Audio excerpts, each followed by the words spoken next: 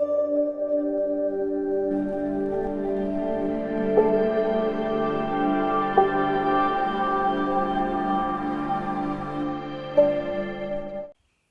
है साथियों, उम्मीदों से भरी एक महत्वपूर्ण क्लास में आपका। आज एक बहुत ही प्यारे कंटेंट से आपका सामना होने वाला है। बहुत ही सुनहरा कंटेंट है, आपके स्क्रीन पर रूबरू करा रहा हूं साथियों। बस चंद लम्हों की बात है और फिर सारे किस्से कहानी खत्म हो जाएंगे। एक बहुत ही प्यारा सा छंद है ये, जिससे आज आपकी मुलाकात करवाऊंगा। जी हाँ, छंद पार्ट एपिसोड 13। इसका मतलब कहने के लिए काफ़ी कि आप हमसे बहुत ही दिनों से मुखातिब हैं साथियों। लगातार एपिसोड पर एपिसोड लाने का हमारा तात्पर्य छोटे बड़े कंटेंट, जिससे आपको हर चीज़ें बेहतर ढंग से पर्याप्त मात्रा में मिल पाएँ। बसंत तिलका छंद एक बहुत ही प्यारा सा छंद, यहाँ से प्रश्न एग्जामिनर कई बार पूछ चुके हैं, तो बहुत ही सहज होने वाला है साथियों। बस आगामी कुछ पल आप बेहतर ढंग से बिता लें हमारे साथ। तो बसंत तिलका छंद वाकई में ये है क्या? अगर हम इसको दोहरे मापदंड से देखें तो केवल हम इसे ये कहेंगे कि यह एक प्रकार का वर्णिक सम छंद है। कैसा है? वर्णिक सम छंद। क्या हमारे एग्जामिनर महोदय ऐसा प्रश्न हमसे करते हैं? जी हाँ, अगर ना करते होते फिर ऐसी बात हम आपसे भी ना करते। ऐसा एग्जामिनर महोदय बार बार करते हैं और वो पूछते हैं कि निम्न में से कौन सा वर्णिक सम छंद है। तो हम थोड़ा सा रुकते हैं, थोड़ा सा अपने कार्यदायित्व का निर्वहन बेहतर ढंग से करने का प्रयास करते हैं साथियों। वर्णिक सम छंद क्यों कहा हमने इसे? हमने आपसे शुरू से ही एपिसोड 1 से ही लगातार आपसे बोला हुआ है कि सामान्यतया 4 चरणों से हमारी मुलाकात होती है आपसे। किसी भी छंद को पढ़ रहे हैं तो सामान्यतया 4 चरण आते हैं। कुंडलियां और छप्पे को छोड़ दिया जाए, जिनमें 6 चरणों से आपकी मुलाकात हुई थी। अगर हम वर्णिक छंद की बात कर रहे हैं और हम यहाँ वर्णिक सम छंद लिखे हैं, तो आप ये बात समझ जाइएगा, इसके प्रत्येक चरण में वर्णों की संख्या समान होने वाली है, ना कि मात्रा। अगर हम मात्राओं की संख्या और मात्राओं पर निर्भर होते तो हम उसे मात्रिक छंद कहते। फिलहाल यहाँ हम वर्णों पर निर्भर हैं, इसलिए हम इसे वर्णिक छंद कह रहे हैं। प्रत्येक चरण में वर्णों की संख्या समान आएगी, इसलिए हम इसे वर्णिक सम छंद कह रहे हैं। कोई दिक्कत नहीं है अब यहाँ तक देखिएगा। तो वर्णिक सम छंद कहने का तात्पर्य हमारा यही रहा। आगे देखिएगा, हम इस छंद को किन किन तरीकों से पहचान सकते हैं। पहली बात तो रूल समझिएगा इसका, यानी इसके नियम। फर्स्ट ये होगा कि प्रत्येक चरण में, प्रत्येक पंक्ति में कह सकते हैं आप, प्रत्येक चरण में 14 वर्ण आएंगे। कितने वर्ण आएंगे? 14 वर्ण आएंगे। फिलहाल हम यहाँ कसम नहीं खाएंगे कि हम सही दिशा की तरफ तो हैं। फिलहाल ये कसम नहीं खाएंगे कि हम अपने यथोचित स्थान पे पहुंच चुके हैं साथियों। प्रत्येक पंक्ति में, प्रत्येक चरण में 14 वर्णों से हमारी मुलाकात होगी, अर्थात हम पहली सीढ़ी चढ़ चुके हैं। और अब हम ये अपने आप से कहेंगे कि शायद हम बसंत तिलका छंद में हैं। उत्तर की जांच कैसे करेंगे? देखिएगा, इसका दूसरा पहलू क्या है? इसका दूसरा पहलू है, इसमें सबसे पहले एक तगण आएगा। तगण यानी गणों से हम इसकी पहचान बनाएंगे। पहले तो एक तगण मिलेगा, तगण के बाद एक भगण मिलेगा, भगण, और इसके बाद 2 जगण आएंगे, जगण जगण, और इसके बाद आ जाएगा 2 गुरु, 2 गुरु। ये इसकी मूल पहचान है साथियों।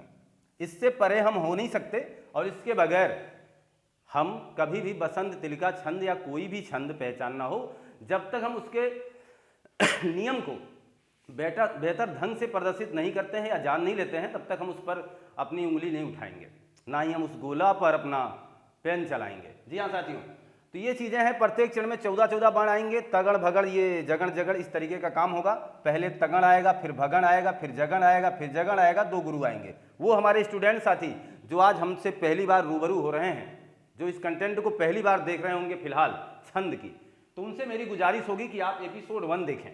एपिसोड 1 देखने के बाद आपको गणों से दिक्कत खत्म हो जाएगी कि गण किसे कहते हैं। फिलहाल थोड़ा सा दायित्व तो हमारा बनता है कि हम यहाँ भी बोलें, तो समझिएगा गणों की संख्या होती है 8, जिसको हम एक महत्वपूर्ण फार्मूले से पहचानते हैं। यमाता, कुछ इस तरीके का लिखा होगा फार्मूला, यमाता राजभान सलगा, राजभान सलगा, ये है इसका फार्मूला साथियों। गणों की संख्या 8 होती है।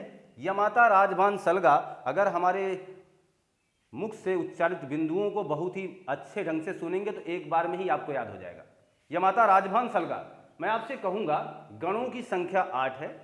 प्रत्येक प्रथम वर्ण अपने साथ दो साथियों की तलाश करता है तथा ये कह दें हम कि तीन वर्णों के साथ मिल करके एक गण का निर्माण करता है। देखिएगा, अगर मैं बात करूं या के साथ मा मिला, मां के साथ ता मिला, यानी कहने का तात्पर्य हो गया कि तीन वर्णों ने आपस में सामंजस्य स्थापित किया हुआ है। इस सूत्र के नियमानुसार हम प्रथम वर्ण से ही इसका नामकरण करेंगे, यानी इसका पहला वर्ण क्या है, या, इसीलिए हम इसे कहते हैं यगण। और यगण में के साथ आगामी दो वर्ण मिलेंगे, यानी कुल मिला जुला के तीन वर्णों के साथ इसका सामंजस्य होगा। और हम मात्राओं को कुछ इस तरीके से फिलहाल बनाते हैं, 1 2 और 2। यहाँ तक की तो बातें आप समझ रहे हैं। इसका मतलब यगण की पहचान के लिए हमें 1 और 2 2 इस तरीके की मात्राओं पर निर्भर रहना होगा। समझ गए ना साथियों? यानी गण का निर्माण होता है तीन वर्णों के साथ। ये उसका फार्मूला है, ये उसका सूत्र है। और इस सूत्र के माध्यम से हम ये समझ पाते हैं कि यगण में कितनी मात्राएं आएंगी। कैसे करके आएंगी? जब यगण होगा तो इस तरीके का लिखा होगा, ठीक। और जब इसके बाद अगर आप कोई देख रहे हैं, जैसे हमने यहां आपसे कहा है तगण, तगण यहां है ना साथियों, देखिएगा, तगण अपने साथ आगामी दो वर्णों के साथ संयोजन संबंध स्थापित करेगा, इस तरीके का मामला आएगा। और आप देखेंगे यहां गुरु होगा, यानी जिसे हम तगण कह रहे हैं, ये अपने पहले वर्ण के नाम से जाना जाएगा। इसके आगे गुरु, फिर देखिए गुरु, और इसके बाद सिंगल, ऐसी पहचान बनाएगा। और हमने अभी आपसे बात की है भगण के बारे में। भगण यहां आपको मिलेगा, भगण में आप देख पाएंगे यहां से लगा के यहां तक का मामला चलेगा, तो यहां गुरु, सिंगल और सिंगल, यही होगा भगण का। ये हो गया भगण। और भगण के बाद अगर हम बात करें, एक तो हमारे स्क्रीन पर साझा होने वाला है जगण। और जगण की अगर बात करें तो जगण यहां से लगा के अपने साथ तीन को जोड़ेगा, तो जगण में आएगा 1 2 1, इसे हम कहेंगे जगण। यहां तक की बातें समझ में आ ही गई होगी आपको। मेरे कहने का तात्पर्य यह है कि अगर आप इस बात को बहुत ही बेहतर ढंग से जानना चाहते हैं, बार बार इसी चीज़ का कैलकुलेशन मैं करता रहूँगा तो कंटेंट का कोई मज़ा नहीं पाओगे आप। इसलिए फिलहाल मेरा तात्पर्य यह है कि अगर आपको गणों मात्राओं से कोई भी दिक्कत हो, जरा सा भी हेजिटेशन हो, तो आप कृपया करके एपिसोड को क्रम से देख करके आएँ, आपकी समस्याएं दूर हो जाएंगी। आप पार्ट 1 देखना मत भूलिए। पार्ट 1 देखेंगे तो आपको वहाँ इन सारी बातों से मैं पहले ही अवगत करा चुका हूँ कि गण क्या होते हैं, गणों से पहचान कैसी होगी हमारी, इन सारी बातों पर हम पर्दा हटा चुके हैं। अब देखिएगा साथियों, तो अब हमारी मुलाकात उदाहरण के साथ होनी चाहिए। और जब हम उदाहरण आपकी स्क्रीन पर साझा करेंगे तो वहाँ कुछ अलग मामला बनेगा। उदाहरण में देखिएगा, उदाहरण में मैं पुण्य भारत धरा, मैं पुण्य भारत धरा, मैं पुण्य भारत धरा, यहां लगा लीजिएगा कामा, पर जन्म लेऊं, पर जन्म लेऊं, ये हो गया। और संस्कार देखिएगा, संस्कार वैदिक, संस्कार, एक भी अगर शब्दों में त्रुटि हुई तो मान के चलना फिर मामला गलत हो जाएगा। संस्कार वैदिक मिले सब, संस्कार वैदिक मिले सब, यहां कामा लगा लीजिएगा साथियों। और देव सेऊ, देव सेऊ, ये हो गया। ये दो लाइनें आपकी स्क्रीन पर साझा हो चुकी हैं। फिलहाल हम चारों चरणों की बात करने वाले से चारों चरण इंगित करना चाहते हैं। देखिएगा, यज्ञोपवीत, यज्ञोपवीत रख के, यज्ञोपवीत रख के नित नेम पालूं, नित नेम पालूं, ये हो गया। माथे लगा, माथे लगा तिलक, माथे लगा तिलक, मैं रख गर्भ चालूं, रख गर्भ चालूं, ये हो गई 4 लाइनें। और इन 4 लाइनों में अब आपको मैं मात्रा लगा के बताऊंगा फिलहाल कि किस तरीके की हमारी पहचान बनी है और क्यों ये बसंत तिलका का उदाहरण है। सबसे पहला काम देखिए, रूल 2 हैं, फर्स्ट सेकंड दोनों अगर फॉलो हो गए तो फिलहाल हम सही दिशा में हैं। साथियों देखिएगा, प्रत्येक चरण में कितने कितने वर्णों की संख्या काउंट करनी है फिलहाल हमें, 14 गिनिएगा जरा, 1 2 3। आप सोचेंगे ये बीच वाला छोड़ा क्यों नहीं, आपने छोड़ क्यों दिया, तो समझिएगा क्योंकि आधे अक्षर की कभी काउंटिंग नहीं होती साथियों। अब काम करिए फिर से, 1 2 3 4 5 6 7 8 9 10 11 12 13 14। देखिएगा तो 14 वर्ण आए कि नहीं आए। आए ना, इसका मतलब पहला काम हमारा चल रहा है फिलहाल। यहाँ देखिएगा 1 2 3 4 5 6 7 8 9 10 11 12 13 14 1 15। इसमें देखिएगा साथियों वर्णों की संख्या फिलहाल मैंने 15 गिनी है, पुनः आप गिनिएगा 1 2 3 4 5 6 7 8 9 10, 2 12 2 14, 14 ही होगा। आगे समझिएगा 1 2 3 4 5 6 7 8 9 10 11 12 13 14। यहाँ भी कितने बाण आए? 14। 1 2 3 4 5 6 7 8 9 10 11 12 13 14, यानी हर जगह आपको कितने बाण मिल रहे हैं? 14 बाण। यही बात बोली भी गई है कि प्रत्येक पंक्ति में, प्रत्येक चरण में आपको वर्णों की संख्या फिलहाल 14 मिलने वाली है। तो पहली लाइन तो हम चले आए ना। आप पहला दायित्व तो हमारा पूरा हो गया साथियों, पहला कार्य क्षेत्र, पहला कार्य दायित्व हमने अपना संपन्न कर लिया है और अब हम उस दिशा में बढ़ चुके हैं जहां हम बसंत तिलका छंद को पूरी तरीके से पहचान लेने वाले हैं। अब काम क्या करेंगे? अब ये दूसरा फार्मूला जिससे हमने कहा था उत्तर की जांच होगी साथियों, बगैर इसके हम आगे नहीं बढ़ सकते, बगैर हम इसके किसी भी चीज को प्रमाणित नहीं कर सकते। अब गणों की बात करेंगे तो गण पहचानने के लिए मात्रा लगानी पड़ेगी साथियों। देखिएगा अगर हम मात्रा लगाना प्रारंभ करें तो आप देख पाएंगे यहाँ 2 मात्राएं लगेंगी, यहाँ 2 लगेंगी, यहाँ 1 लगेगी, कोई बात नहीं। यहाँ 2 1 1 हो जाएगा। यहाँ देखिएगा 1 2 1 1 2 1 और यहाँ 2 2। क्लियर है ना? आधे अक्षर के पहले वाला अक्षर दीर्घ होता है, यहाँ कंफ्यूज मत होइएगा। आगे समझिएगा, यहाँ देखिए पहला दीर्घ होगा, यह दीर्घ है ही, यहाँ सिंगल, यहाँ डबल सिंगल सिंगल, यहाँ देखिए सिंगल डबल सिंगल और सिंगल डबल सिंगल और 2 गुरु लास्ट में आने की बात कही भी गई है।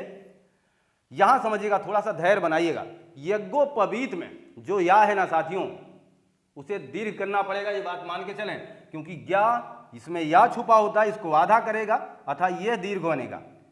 यज्ञोपवीत, यहां दीर्घ हुआ, यहां सिंगल, यहां दीर्घ सिंगल सिंगल सिंगल, ये चीज हो जाएगी। और फिर देखिएगा ये दीर्घ बनेगा, ये सिंगल बनेगा, ये सिंगल है, ये दीर्घ, ये सिंगल। यहां आप कह सकते हैं डबल डबल।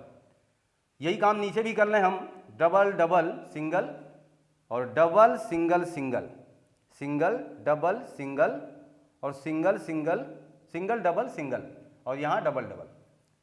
कुछ इस तरीके का आपका मात्रा सेटअप हो जाएगा साथियों, क्योंकि मात्रा लगाने का फिलहाल तरीका हमने आपको बहुत ही बेहतर ढंग से समझा दिया है, कुछ सोचने की आवश्यकता नहीं है। यहाँ बारीक आप फंसे कहाँ होंगे, जहाँ फंसे होंगे मैं आपको वो निकाल देना चाहता हूँ। जो सूक्ष्म अक्षर होते हैं, सूक्ष्म का मतलब जो लघु होते हैं, उनमें सिंगल मात्रा लगती है, जो दीर्घ होती है वो बड़ी मात्राओं के साथ यानी गुरु जैसा सिंबल ये स्थापित करती है। लेकिन अगर कोई आधा अक्षर है तो आधा अक्षर पर फिलहाल कोई मात्रा नहीं लगाई जाती, ना ही उसकी काउंटिंग होती है, लेकिन आधा अक्षर अपने आगे वाले अक्षर को जो कि लघु है उसे दीर्घ कर देता है। ये बड़ी बात है, ये चीज ध्यान दीजिएगा। अब हम देखिए मिला लेते हैं। इन्होंने कहा है कि पहले तगण आना चाहिए, फिर भगण आना चाहिए, फिर जगण और जगण आना चाहिए। देखो क्या ऐसा हुआ है, हम अगर देखेंगे तो 3, हमने आपसे कहा भी है 3 वर्णों को मिलाया जाएगा, तो यहां तक की बातों को मिलाइए। Double double single, double double single यानी यहां तक तगण आया हुआ है। आगे समझिएगा, डबल सिंगल सिंगल, 3 की काउंटिंग होगी। डबल सिंगल सिंगल का मतलब क्या हुआ है? डबल सिंगल सिंगल का मतलब हुआ यहां भगण आया हुआ है साथियों। डबल सिंगल सिंगल का मतलब हुआ भगण आया हुआ है।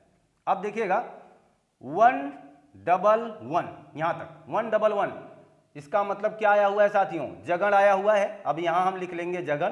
क्लियर है ना? अब पुनः देखिएगा यहां से लगा के 1 डबल 1, पुनः क्या आ गया? जगण। और इसके बाद अंत में देखिए क्या है, क्योंकि अब ये कोई गण नहीं बनाएगा, हमने आपसे कहा भी है 3 वर्णों के साथ या 3 मात्राओं के साथ किसी एक गण विशेष का निर्माण होता है। 2 कुछ नहीं करेंगे, उन्हें अलग से पढ़ा जाएगा। देखिए लास्ट में क्या आ गए? 2 गुरु आ गए। क्या आपका फार्मूला ऐसा ही है? आप चेक करिए, पहले तगण है यहां देख पाएंगे, इसके बाद भगण है यहां देख पाएंगे, इसके बाद जगण, जगण 2 बार, इसके बाद 2 गुरु।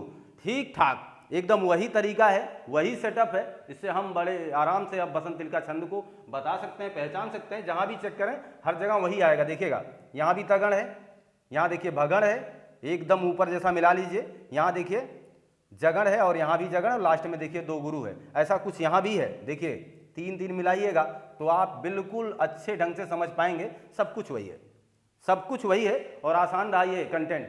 मेरे हिसाब से आप इस बात को बहुत ज़्यादा लंबा नहीं खींचने वाले, आप इसका स्क्रीनशॉट लेने वाले हैं। तो हम ये मान के चलें कि ये कंटेंट फिलहाल आपको समझने में कोई दिक्कत नहीं हुई, और मैं ये मान के चलता हूँ आप ये कंटेंट फिलहाल पूरी तरीके से बेहतर ढंग से समझ पाए और हम आप तक पहुँचा पाए हैं। साथियों, लाइक शेयर सब्सक्राइब आपका बनता है। साथियों, पढ़ना मत भूलिएगा, पढ़ते रहिए, मस्त रहिए, खुशहाल रहिए। मिलते हैं हम आपसे नए एपिसोड में। आपका दिन शुभ हो। आपको बहुत बहुत धन्यवाद।